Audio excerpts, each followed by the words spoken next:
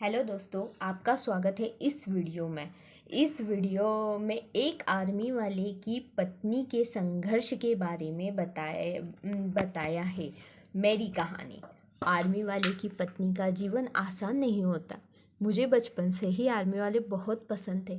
मुझे उनकी हर मूवी देखती और सोचती कि इनका परिवार इन पर कितना अभिमान करता होगा, पर मैं नहीं जानती थी कि मेरे जीवन में एक फौजी का ही साथ लिखा है। मेरे लिए एक रिश्ता आया। मैं बहुत खुश थी, कारण वो रिश्ता एक फौजी का था।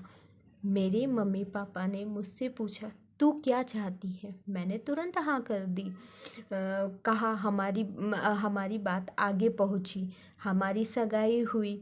उसके 1 साल बाद हमारी शादी हो गई। शादी के लिए इन्होंने 2 महीने की छुट्टी ली थी। हमने बहुत मस्ती की, घूमे फिरे। ऐसा लगने लगा था जैसे कि मैं आसमान में उड़ रही हूँ। सब कुछ बहुत सुंदर था, एक सपने के राजकुमार जैसे। मेरा हर सपना पूरा हो रहा था। देखते ही देखते छुट्टी खत्म हुई तो पता नहीं क्यों मन में घबराहट थी, आंखों में आंसू थे। उस दिन मुझे ऐसा लगा मानो जैसे शरीर से कोई आत्मा निकाल रहा हो। मुझे नहीं पता कि मेरे साथ क्या हो रहा है। फिर वो चले गए। जहाँ उनकी पोस्टिंग हुई थी वहाँ मोबाइल का उपयोग बहुत कम करते थे। मैं रोज़ शाम को जल्दी जल्दी मेरा काम करती और फ़ोन आने का वेट करती। फ़ोन आता तो बात करते करते कब 1 से 2 घंटे हो जाते पता ही नहीं चलता। फिर धीरे धीरे हमारी शादी को 1 साल हो गया। फिर धीरे धीरे ससुराल में झगड़े शुरू होने लगे। ये नहीं रहते तो पैसों के लिए ताने मारे जाते, हमारा घर है निकल जाए, ये सब कुछ शुरू हुआ।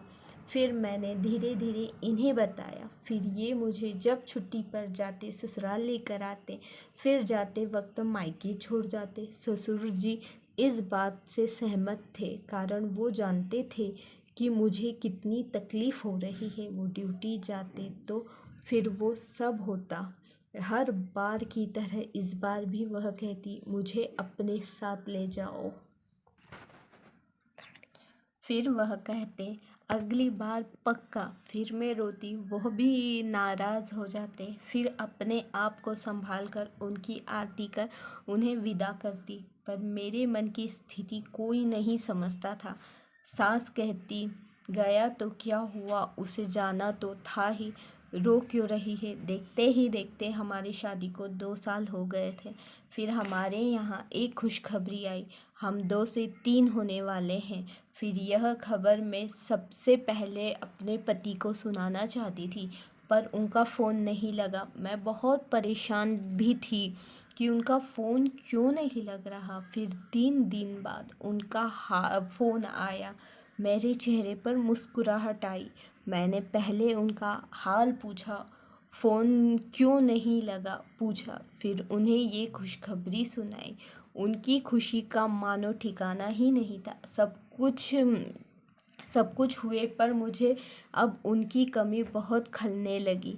मैं चाहती थी कि मेरे पति भी ऐसे वक्त में मेरे साथ रहे, पर ऐसा नहीं हो सकता था, कारण वो ऐसी जगह थे जहाँ वहाँ छुट्टी की दिक्कत थी। फिर पार्ट 2 देखने के लिए लाइक और सब्सक्राइब करें।